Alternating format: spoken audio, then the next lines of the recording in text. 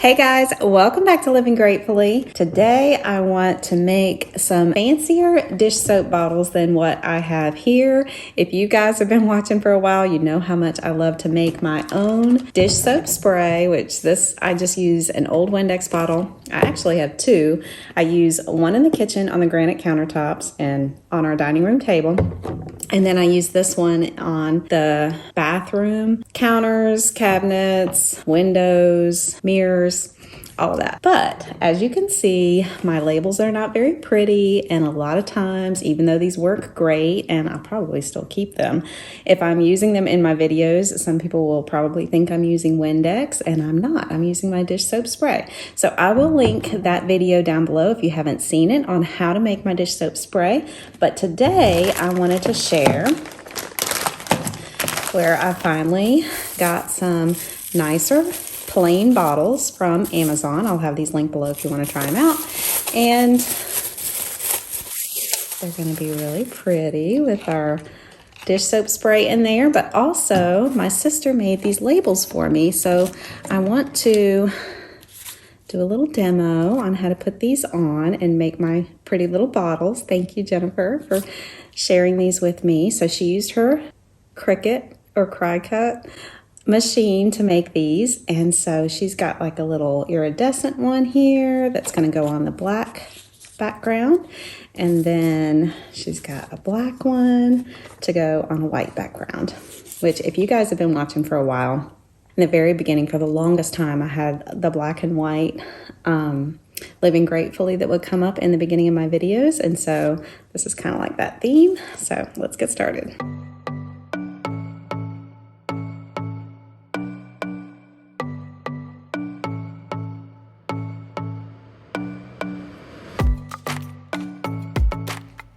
I start by sticking the black background on, and I already mess it up, and then I mess it up again because it's too big, and I should have cut it because I don't want the black background to go on the rounded parts of the bottle because that will make it wrinkly. So if I had cut it before sticking it on there, it would have been better, but I have to kind of work around it since I already stuck it on there.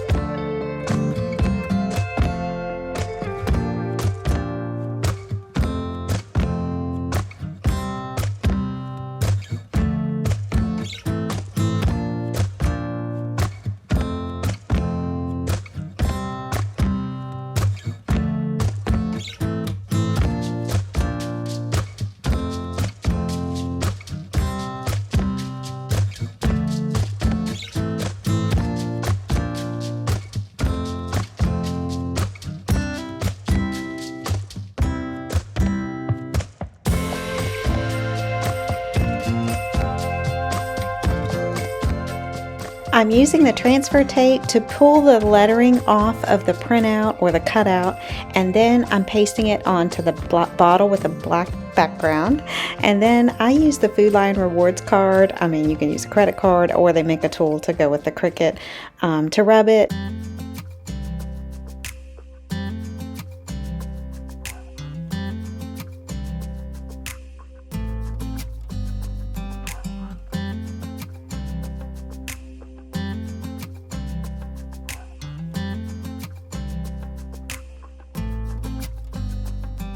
And then when I pull the transfer tape off, the letters stay on the black background.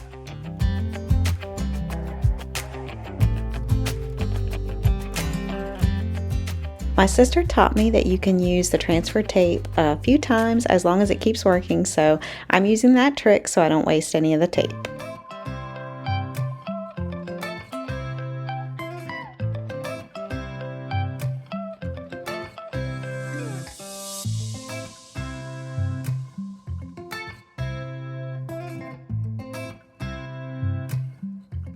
Last Christmas, my sister and I made ornaments for my niece's softball team. In that video, we show more of the process of using the Cricut machine to print the cutouts. I'll link that video in the description box below and up in the cards if you want to watch that one after you watch this video.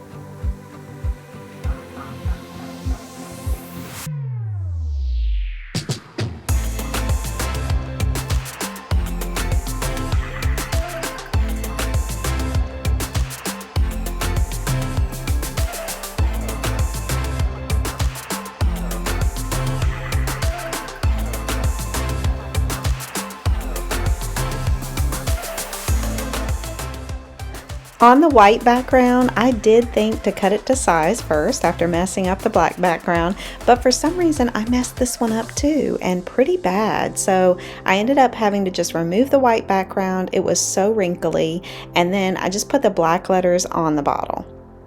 This is where if I had my own Cricut machine and supplies, I would have made another background, but this will look nice too.